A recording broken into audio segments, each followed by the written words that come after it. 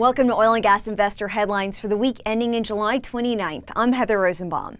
Before we get started, I want to take a moment to thank our sponsor, Navport. For more information on their upstream data solutions, visit navport.com. First up, Anadarko Petroleum's quarterly earnings are out and show the company surviving despite a second quarter net loss of $692 million, which is still an improvement on its $1 billion loss in the first quarter. However, Anadarko has plenty of cash and its production in the Delaware and DJ basins increased. The company is waiting for oil markets to rebalance at $60 WTI.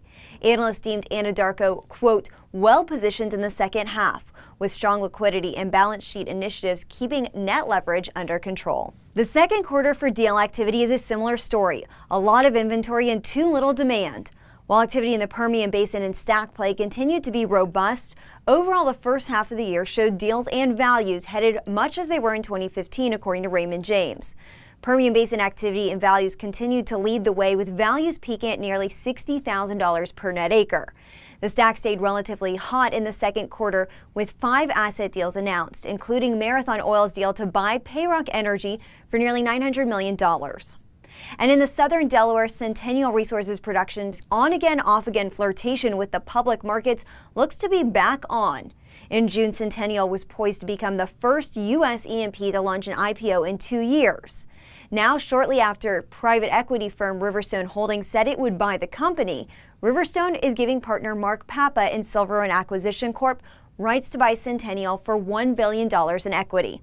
End result, Centennial and Silver Run will be rolled into a single public entity called Centennial Resource Development Corp.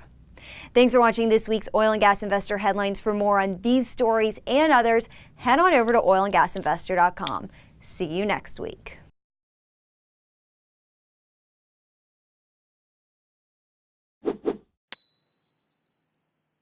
To stay up to date on the most recent hard energy videos, subscribe to our YouTube channel by clicking here.